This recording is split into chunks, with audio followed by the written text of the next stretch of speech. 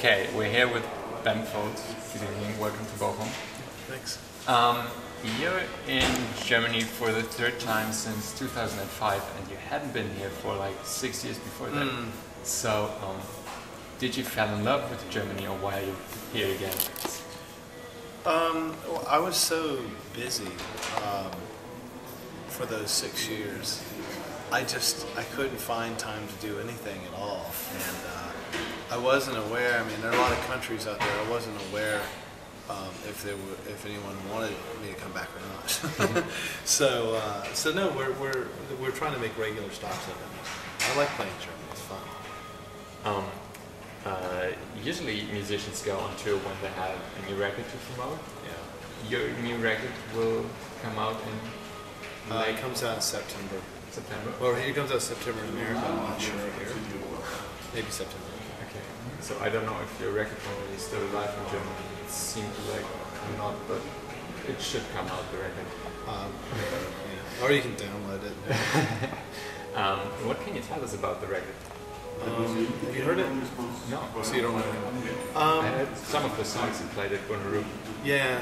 I just did an interview with an American music magazine who heard it 45 minutes ago.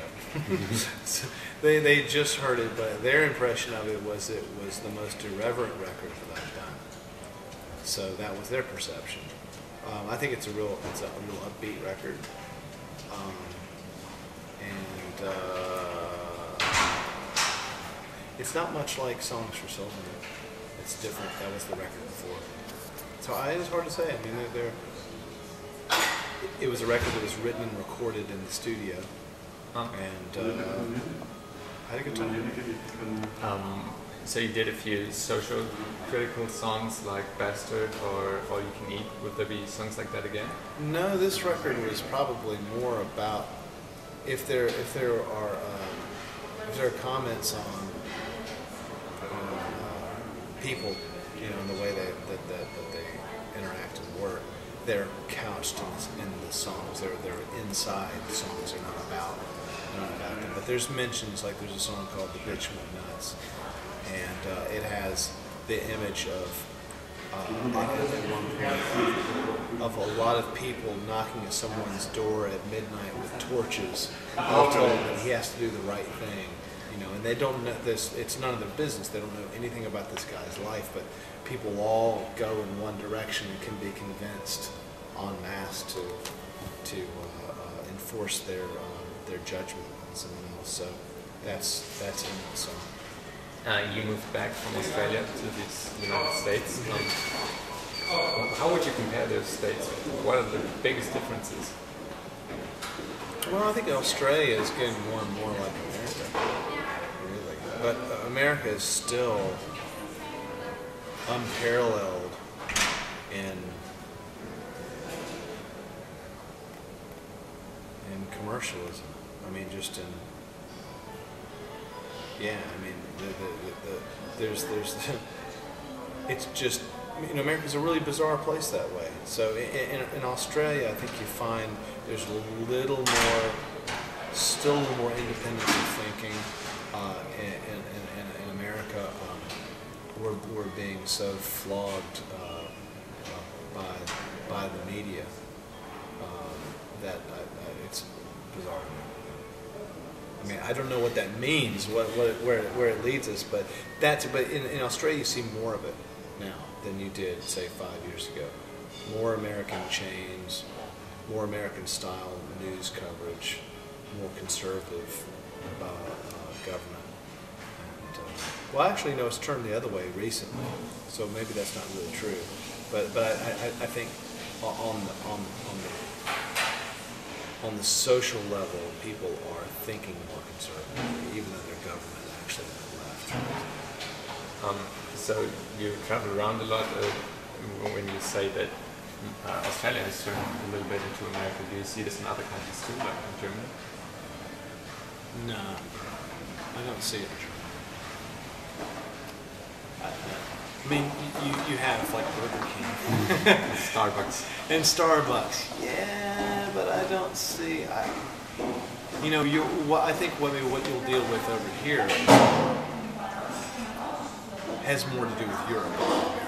You know, how people react to being in the European community, and whether or not you remain staunchly German or how much of that you give up. To where in America it's about bringing the whole melting pot of people that come from all these different places and make one kind of person.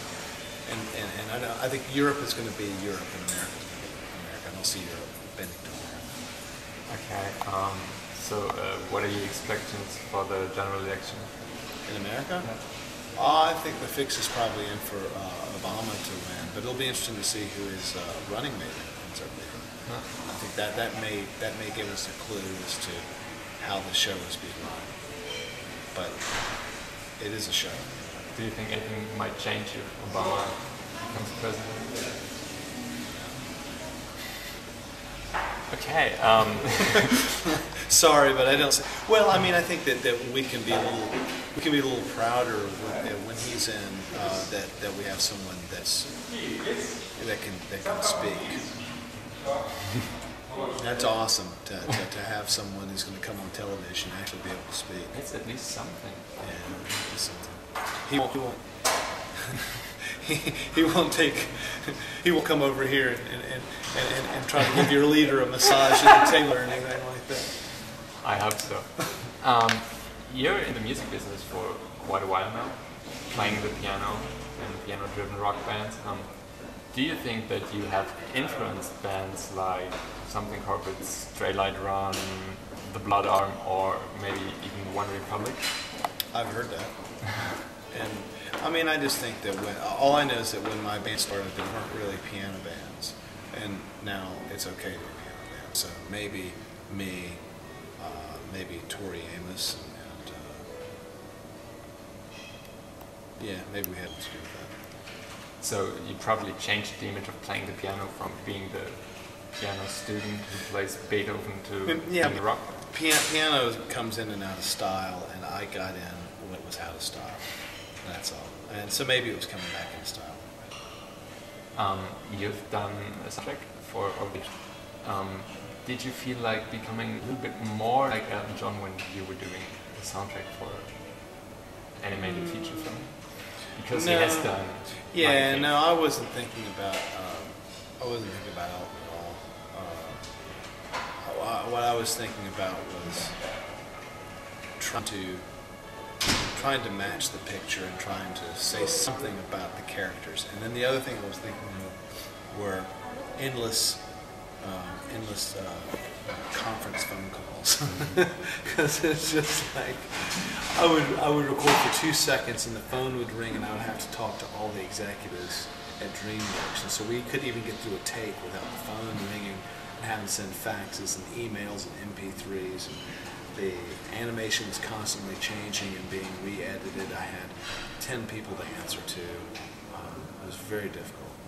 A question I've been asking myself since I saw the movie, you did a cover version of Lost in the Supermarket by Flash, and the lyrics really resembled the story.